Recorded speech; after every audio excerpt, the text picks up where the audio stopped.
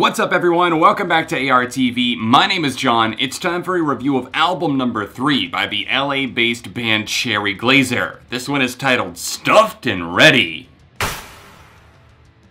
There's always been a heavy dose of sarcasm, irony, and self-awareness that lives within Cherry Glazerr's music, and I attribute the majority of that, of course, to their frontwoman Clementine Creevy. Lo-fi and garage rock definitely defined the band's early years and early material and releases like Hacksaw Princess, and while I find much of that stuff engaging and endearing to an extent, I didn't come back to it that often. Even 2017's Apocalyptic, even though there were great songs on there, including the lead single Told You I'd Be With the Boys, I just didn't find myself coming back all that much. But then I heard the lead single from this new album, Stuffed and Ready, Juicy Socks. It takes on Trump, it takes on other issues, maybe political, maybe not. The songwriting is a bit ambiguous in places on this record and even on that song, but I do like the fact that it came through with this harsh sound, but also a rocking vibe that reminded me so much of the band Teenage Wrist. I found out why, because they were working with producer Carlos de la Garza. He produced this record and obviously the lead single there, and while it definitely sounds like Teenage Wrist, you could make the argument that Teenage Wrist sounded like something else. I'm more so speaking to the guitar tones. Stuffed and Ready is most definitely a rock record. There's plenty of guitars that roar to life, but there's also some slower moments where you can hear some synthesizers worked in the background, and even though they have had a lineup change yet again, there's kind of a revolving door policy in this group, Cherry Glazerr, I really don't feel that it affected the quality here. There's some nice drumming on many of the tracks, the melodies are great, the overdubbing of the guitars, the layering that's done by Clementine, some of the improvisation that you can actually feel because she was stuck on a solo or she was stuck in the writing process. It was really interesting to learn more about this record, and I do feel like that loose playing style and the spirit that they had in the studio was translated well when put to record. Cherry Glazerr achieve a sound that is reminiscent of somewhere in between the Canadian band Always on some of the more ballad-oriented tracks, or maybe even some of the introductions to some of these tracks like That's Not My Real Life, and also the British band Wolf Alice on some of the more intense and angry moments like Stupid Fish. This is a very engaging and entertaining record. There's plenty of dynamics at play here, but it also flows well as 10 tracks.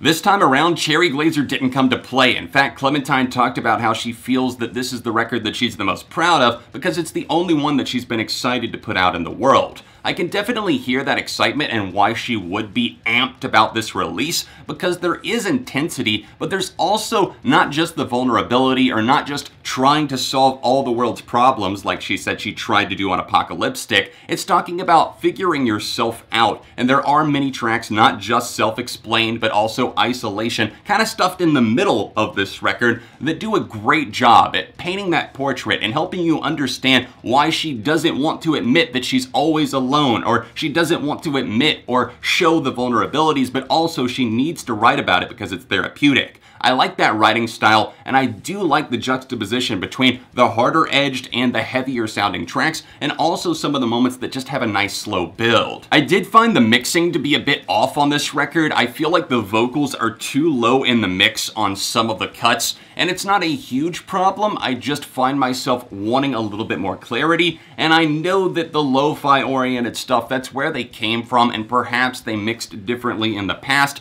but since they've updated their sound, and some of these cuts allow the voice to shine through, like Wasted None, where it's very in your face. There's other moments where I want to hear her explode a little bit more, but it gets lost in the sea of instrumentation.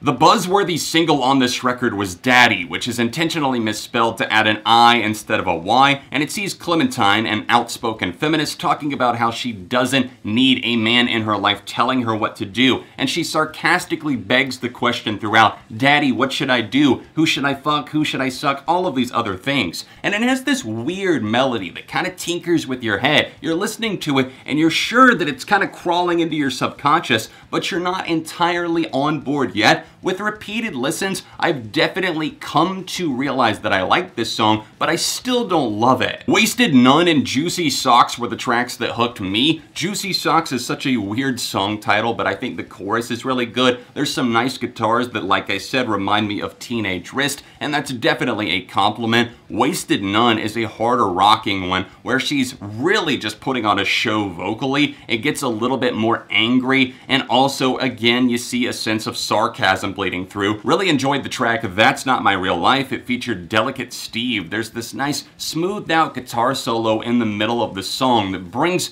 an extra layer that I didn't know was missing necessarily on my first few listens, but I started to take notice of that solo, and it really does bring a lot. It's kind of a dynamic changer. For me, Ohio is the best song, hands down, that Cherry Glazerr have made to date. I love how it starts off with that kind of ooh, ooh, ooh, before really tearing into it. There's a great guitar solo here that just feels powerful. There's this towering riff, and she plays this little 4-note solo. As she said herself, she was stuck on this track. She didn't know what to do, so she got the melody in her head and she brought it to life, and it worked so well, especially with Carlos's production here and the rest of her bandmates. This song is big, it's towering, and every time it comes on, I just want to hear it again. Changing Lanes, Isolation, and Self-Explained were two tracks in the middle of this record that I really enjoyed because Clementine talks about her own mental health and her reflections on where she's at, how alone she feels, and what she doesn't want people to know. It doesn't make her weaker, she admits to herself, for saying these things, but sometimes that's something that weighs on you. It's a burden and you have to get it out via song. Stupid Fish is the final song that I'll mention, and this one slaps hard. This one just really unleashes. It might remind you of some of the heavier things that they've achieved in the past,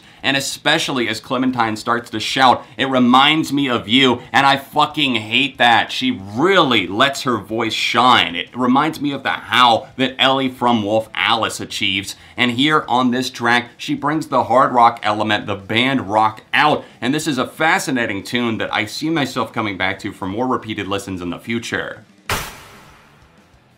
Overall, I was definitely impressed by the third record, Stuffed and Ready by Cherry Glazerr. I highly recommend that you guys go check it out. My favorites, least favorites, the album information is all in the description down below. And as far as my personal rating goes, I'm going to give this a 4 out of 5. If you've heard this record, or if you're interested in Cherry Glazerr, you've heard some other tracks in the past, feel free to sound off your thoughts in the comment section down below, drop a like on this review, and subscribe to the channel. If you'd like to donate to my Patreon on a monthly basis, it would be greatly appreciated. It helps me keep covering not just the large artists, but also smaller bands like this. It's the top link down below, or else the annotation in the corner. If you want to see another rock album review, tap here, or for another recent video, right over here. Social media can be found in the description, and I'll see you soon for more right here on ARTV, for the love of music.